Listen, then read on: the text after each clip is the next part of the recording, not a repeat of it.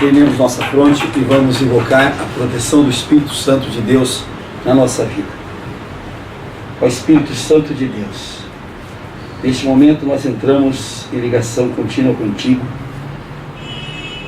para que possamos agradar-lhe toda a tua vida. Espírito Santo de Deus, nós queremos a tua presença dentro do nosso coração, para que nós possamos tê-lo ao nosso lado nos momentos mais difíceis da nossa existência. A luta é grande, Senhor, mas com a tua presença, com a tua luz, com o teu entendimento, com a tua sabedoria, com a tua presença dentro de nós seremos mais que vencedores em Cristo. Ó Espírito Santo de Deus, nós sabemos que a tua presença na nossa vida é para nos ensinar todas as coisas, em todos os momentos, em todos os instantes da nossa vida. Nós sabemos que podemos recorrer a ti em todo instante, para que nos auxilie, para que nos mostre o caminho, para que nos ensine por onde devemos trilhar. A tua palavra diz, ó Espírito Santo de Deus, que tu nos instruirás, que tu nos ensinarás o caminho que nós temos de seguir e que tu nos guiarás com os teus próprios olhos. Por isso, Espírito Santo de Deus, vem dentro de nós. Nós te pedimos em nome do Senhor Jesus. Os que creem, digam amém. Amém. Glória a Deus. Glória a Deus. Todos digam comigo, Senhor Jesus, nós declaramos que estamos reunidos aqui agora no teu nome. E tu disseste que quando 2 ou mais pessoas estivessem reunidas no teu nome, tu estarias no meio delas. Então, Senhor Jesus, vem estar junto conosco agora. Nós te pedimos no santo nome de Jesus. Vamos meditar hoje sobre uma passagem da Bíblia que está no livro de Josué, no capítulo 3, no versículo 5. Primeiro vamos explicar quem é Josué. Josué foi, digamos assim, o principal general de Moisés, que ajudou Moisés como seu homem de confiança a atravessar durante 40 anos o deserto, ajudando Moisés a guiar aquele povo que havia saído do Egito.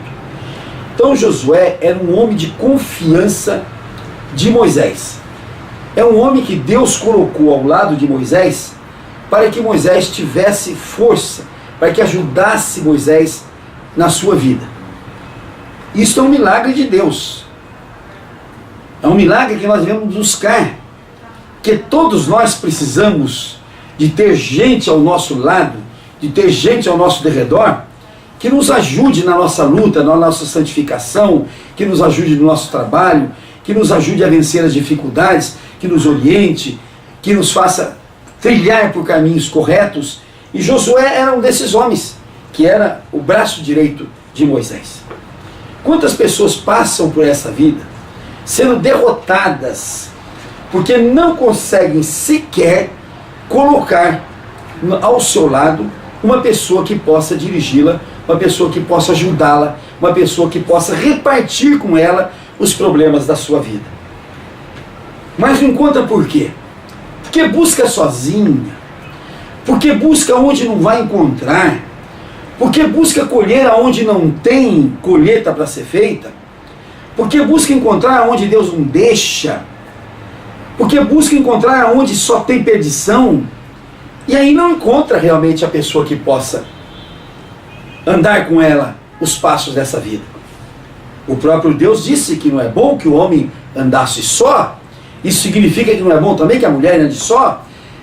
Mas aí que está, é preciso que se busque de Deus um milagre da boa companhia. E Josué era a excelente companhia de Moisés, porque era o general de Moisés. E quando Moisés morreu, Deus colocou Josué no lugar de Moisés. E aí Deus diz a Josué, no capítulo 3 do livro de Josué, no versículo 5, diz assim: disse Josué ao povo: santificai-vos hoje, porque amanhã o Senhor fará maravilhas no meio de vós. Vamos meditar bem nesta palavra. Santificai-vos hoje, mandou Deus dizer ao povo através de Josué. Santificai-vos hoje, porque amanhã farei maravilhas no meio de vós. Deus está nos dizendo hoje, santifica hoje, santifica hoje, separa hoje do mundo, santifica a tua vida, busca a santificação hoje, porque amanhã Deus vai fazer maravilha na tua vida. O que nós buscamos hoje? O que nós queremos hoje? Nós queremos a maravilha agora. E aí eu vou ver se eu vou me santificar ou não. Desse jeito Deus não age. A palavra de Deus diz isso. Santificai-vos hoje, porque amanhã farei maravilhas no meio de vós. Maravilha significa milagre, coisa estupenda, coisa maravilhosa. Isto é que Deus faz quando a gente, no dia anterior, a gente se santifica. O nosso problema todo é inverter a ordem de Deus. Quando Deus manda a gente santificar hoje, porque amanhã Ele faz maravilha, a gente quer maravilha hoje, e depois a gente vai ver se vai santificar ou não. E geralmente, quando Deus faz maravilha na vida do homem, o homem acaba abandonando Deus. Vamos dar um exemplo que todo mundo conhece. Jesus curou 10 leprosos e disse: vocês estão curados, vão agora ao sacerdote para vocês cumprirem a ordem de Moisés. E saíram os 10. E quando chegaram no sacerdote, os 10 foram curados. Mas apenas um dos 10, um samaritano, voltou para agradecer a Jesus. Os outros 9, quando se viram curados, simplesmente esqueceram do milagre de Jesus. Assim é, quando a gente tem uma maravilha na nossa vida, a tendência é essa, é esquecer de Deus, é esquecer de Jesus, é esquecer do benefício que nos foram feitos. Por isso que Deus diz: santifica você hoje, dá glória para mim, une-se a mim, entregue-se a mim hoje, porque amanhã eu vou fazer maravilha na sua vida. A gente não tem paciência, e o que é pior, a gente não tem fé para acreditar que se eu me santificar hoje, Deus vai fazer maravilhas na minha vida amanhã. Esta é a promessa dele. Santificai-vos hoje, mandou Deus dizer através de Josué ao povo hebreu, porque amanhã eu farei maravilhas no meio de vós, como de fato ele fez. E a maravilha maior foi derrubar os muros de Jericó, sem que os judeus fizessem qualquer esforço. Só andaram em redor das muralhas várias vezes, e Deus fez com que aquelas muralhas caíssem, porque vejam uma coisa interessante: Deus incutiu no povo de Jericó o medo, o temor do povo hebreu. Veja o que acontece conosco quando a gente não tem Deus no coração. Quem é que pode dizer aqui agora que os seus adversários, que os seus inimigos têm medo de você? Quem é que pode dizer que é temido pelos outros? Que é temido pelo marido que levanta a mão e bate? Que é temido pelo irmão que fala as maiores besteiras? Que é temido pelo namorado que não respeita ninguém? Que é temido pelo vizinho que fala um monte de nome feio? Quem é que pode dizer: eu sou temido pelas pessoas à minha volta? Esse temor é um milagre de Deus na nossa vida. Esse temor das pessoas que nos cercam é um milagre de Deus na nossa vida. Deus coloca nos nossos adversários o medo, o temor de nós, de tal modo que eles fogem quando a gente chega à presença deles. Basta crer nisso. Basta ver a Escritura Sagrada. Basta ver o que Deus fazia para o seu povo contra os seus inimigos. Todo mundo conhece aquela passagem que os 185 mil adversários do povo judeu simplesmente foram aniquilados sem que os judeus fizessem qualquer coisa. Todo mundo conhece aquela passagem em que o povo judeu saiu com aquelas purungas e gritaram, e os seus inimigos todos correram de medo. Isto é um favor de Deus, isto é um favor de Deus. E Deus diz assim: santificai-vos hoje, porque amanhã eu farei maravilhas no vosso meio. Isso é que nós devemos fazer, é nos santificar hoje. Agora, vamos ver o que é santificar. Vamos ver o que é santificar. o que seria santificar? Olha o que está escrito aqui. Jesus, na sua oração sacerdotal, que está no capítulo 17 do Evangelho de João, Jesus diz assim: Pai, santifica-os na verdade, a tua palavra é a verdade. E ele diz assim: não rogo somente por estes, mas também por aqueles que vierem a crer em mim, por intermédio da palavra de Deus. Jesus diz: Pai, santifica-os na verdade. E para que não tivesse dúvida, Jesus diz: a verdade é a palavra de Deus. Por isso a gente insiste tanto, que seja lida a palavra de Deus, que seja observada a palavra de Deus, que a gente busque a palavra de Deus, que a gente escute a palavra de Deus, que a gente leia a palavra de Deus, que a gente estude a palavra de Deus. Porque a santificação só vem de um jeito, só de um jeito, é através da leitura da palavra de Deus. Quando a gente se habitua a ler a palavra de Deus, quando a gente habitua a comer a palavra de Deus, nós entramos na oração de Jesus, que diz assim: Pai, eu não rogo somente por esses que estão do meu lado agora, Pai, mas eu rogo também por aqueles que um dia vierem a crer em mim por intermédio da palavra de Deus. Então nós entramos um dia na oração de Jesus. Jesus se lembrou de nós naquele dia que ele disse: Pai, santifica-os na sua palavra, Pai, santifica-os na verdade, e eu oro para que todos aqueles que um dia crerem em mim sejam santificados. Por quê, gente? Porque a santificação é condição para nós entrarmos no reino de Deus. Olha o que está escrito aqui no livro de Hebreus, no capítulo 12, no versículo 14. Olha o que está escrito: segui a paz com todos e a santificação, sem a qual ninguém verá o Senhor. Se alguém pensa que vai um dia entrar nos céus, se alguém pensa que vai ter os favores de Deus, se alguém pensa que vai gozar das delícias de Deus sem a santificação, está errado. Porque no livro de Hebreus, no capítulo 12, versículo 14, está escrito que segui a paz com todos e a santificação, sem a qual ninguém verá o Senhor. Nós temos de nos santificar todos os dias da nossa vida, para que no dia seguinte a gente veja as maravilhas de Deus na nossa vida.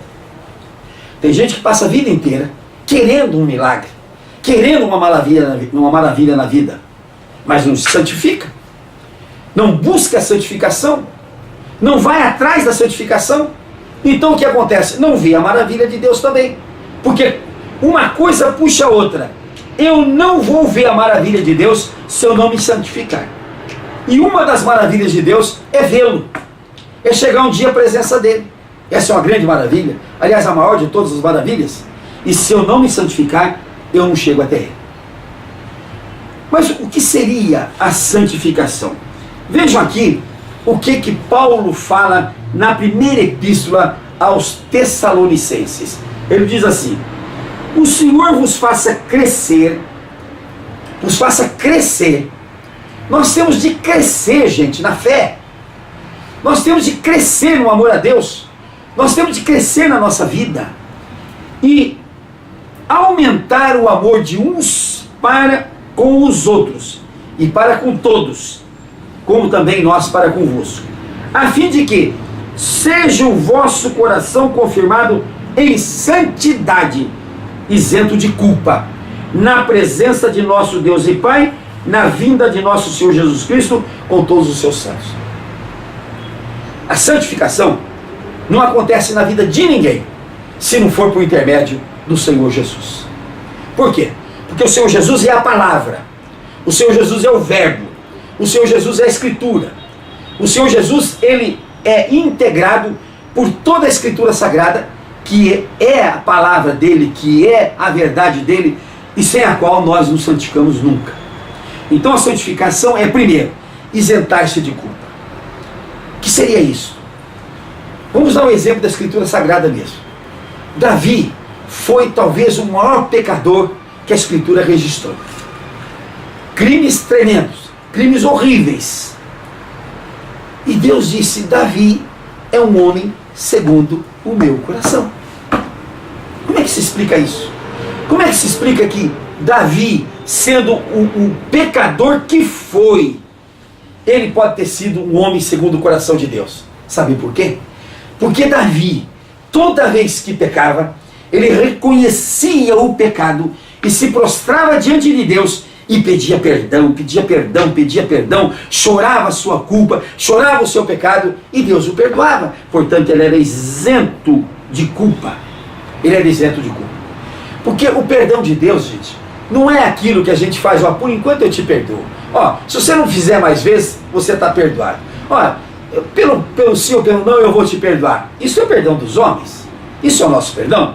O perdão de Deus é o seguinte: ele rasga a nossa dívida, ele apaga a nossa culpa, ele faz a gente nascer de novo, ele faz a gente se tornar nova criatura, ele nos faz viver outra vida. Então este perdão que nós buscamos de Deus é o perdão que nos santifica, que nos isenta de culpa, e esse é o perdão que nos faz viver uma vida de santificação, sem a qual ninguém nunca verá a Deus. Então nós temos de ser isento de culpas. Agora, a isenção de culpas se faz pelo pedido de perdão. Agora, qual é a santificação maior? É amar um aos outros. É ter amor um para com os outros. E a coisa mais difícil que tem é a gente esquecer as mágoas, as agressões, esquecer as ofensas que nos fizeram, esquecer os desaforos que nos fizeram. E as pessoas vivem em amargura, em raiz de amargura. Por quê? Porque não esquecem o mal que as pessoas lhe fizeram, porque não são capazes de perdoar, porque não são capazes de riscar como Deus faz. Deus risca a nossa dívida, Deus risca a nossa culpa, Deus risca o nosso pecado, e nós não somos capazes de rasgar, de perdoar, de riscar o pecado que os outros cometem contra nós.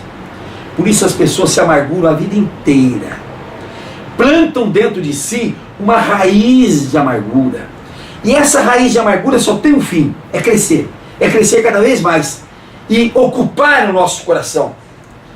Preste bem atenção: qualquer que seja a ofensa que nos fizerem, por maior que sejam as ofensas que nos fizerem, o nosso perdão será o maior ainda. O nosso perdão será o maior ainda, e ele nos santificará mais ainda. As ofensinhas que nos fizerem, essa é fácil de perdoar. Agora as ofensonas graves, essas que nós temos de perdoar para a gente obter a santificação. E volto a dizer, sem santificação, ninguém verá a Deus. Sem santificação, ninguém verá a Deus. E vamos registrar aqui quem é que nos santifica. E vamos usar aqui uma das determinações que Deus fez para nós, e que é uma forma de santificação que quase todo mundo esquece. Olha o que ele diz aqui: disse mais o Senhor a Moisés, Êxodo, no capítulo 31, no versículo 13: tu, pois, falarás aos filhos de Israel e lhes dirás: certamente guardareis os meus sábados, pois é sinal entre mim e vós nas vossas gerações, para que saibais que eu sou o Senhor teu Deus, que vos santifica. Olha uma determinação de Deus. Aliás, não foi só essa, ele fez 10 mandamentos.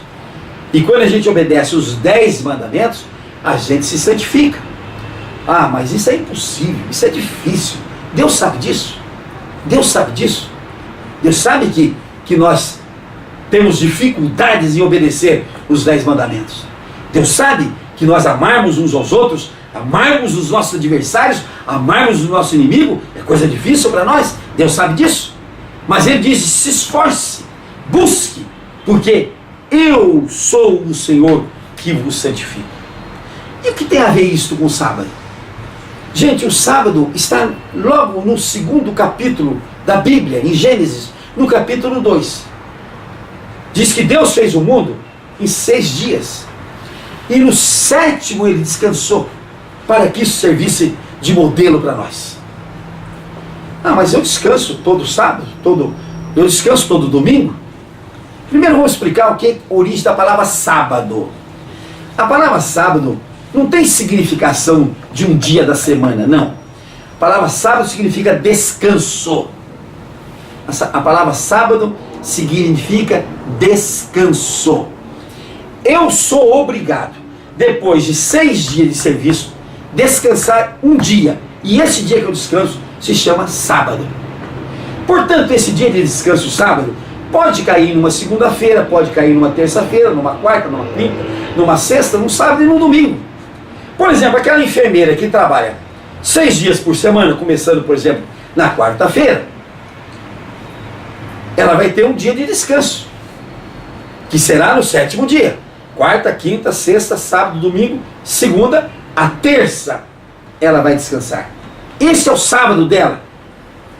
Aquele aviador, aquele piloto que trabalha de quinta-feira em diante, porque ele precisa levar as pessoas nos aviões, aquela coisa toda. Então ele vai trabalhar quinta, sexta, sábado, domingo, segunda, terça. Ele vai descansar na quarta-feira, que é o sábado dele.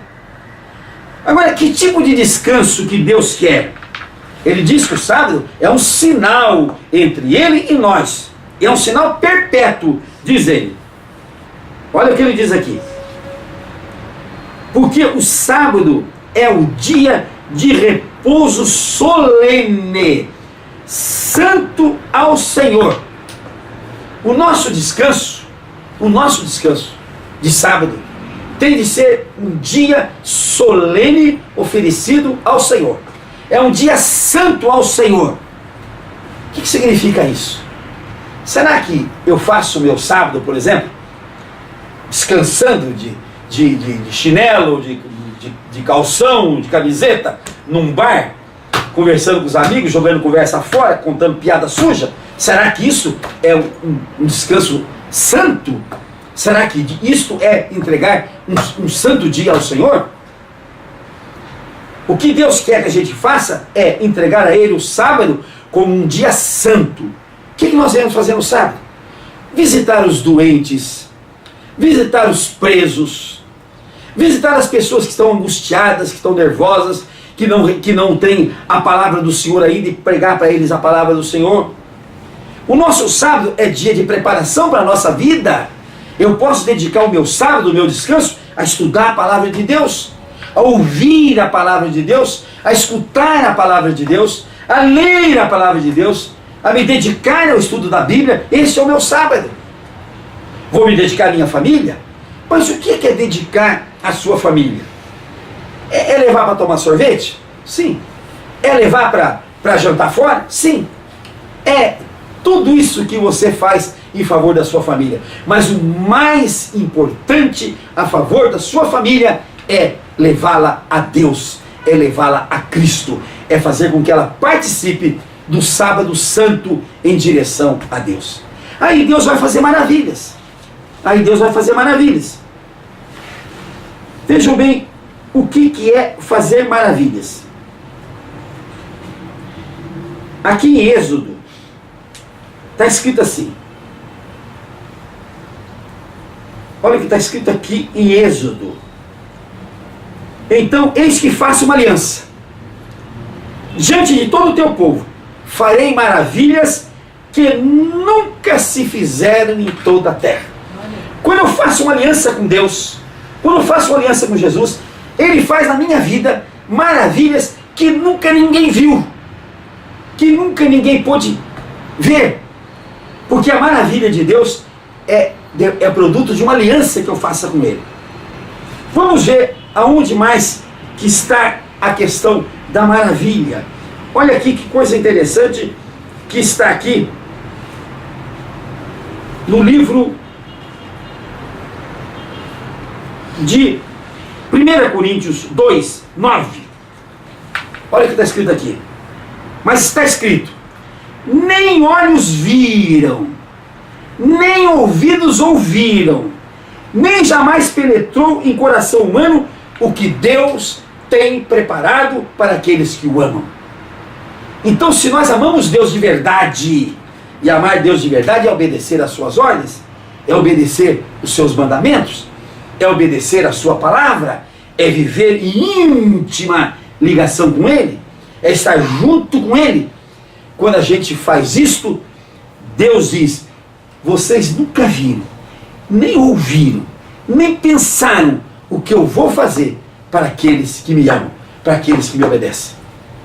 Nós temos uma escolha: ou nos entregamos a Deus e dele obtemos as promessas que Ele nos fez, ou nós continuamos na nossa vidinha, do nosso jeito, da nossa cabeça, da nossa forma, desacreditando de tudo, achando que isso não é verdade, achando que isso é conversa de pastor, que isso é conversa de nego abilolado, de nego tonto. Eu tenho certeza que muita gente, quando me ouve, diz assim: esse camarada é completamente tonto, completamente bobo. Ele fica falando essas besteiras, ele não trabalhar sem para ver o que acontece.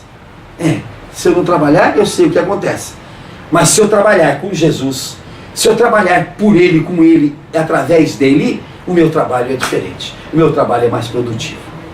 E Deus e Jesus vai fazer de mim uma testemunha da sua verdade. Deus vai fazer de mim uma testemunha da sua verdade. Isso que eu procuro incutir em todos aqueles que me ouvem, em todos aqueles que me escutam. E eu sei que nesse momento muitas e muitas pessoas estão nos ouvindo pelas rádios, pelo site, pelo portal, estão aproveitando da palavra de Deus que o Espírito Santo coloca na minha boca. Nem olhos, nem ouvidos, nem ninguém pensou aquilo que Deus pode fazer para cada um de nós. Basta ter fé, basta crer que Deus vai realizar. Amém? Amém. Vamos então fazer o nosso pedido de hoje. Estendamos as nossas mãos e coloquemos diante de Jesus tudo aquilo que nós queremos hoje para nós, para a nossa família, para os nossos amigos, para os nossos conhecidos e até para os nossos adversários.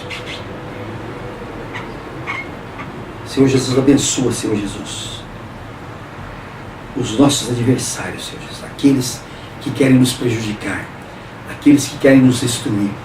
Nós abençoamos os nossos adversários com a unção da prosperidade, da paz, da saúde e da santificação, porque sem ela eles não verão o Senhor.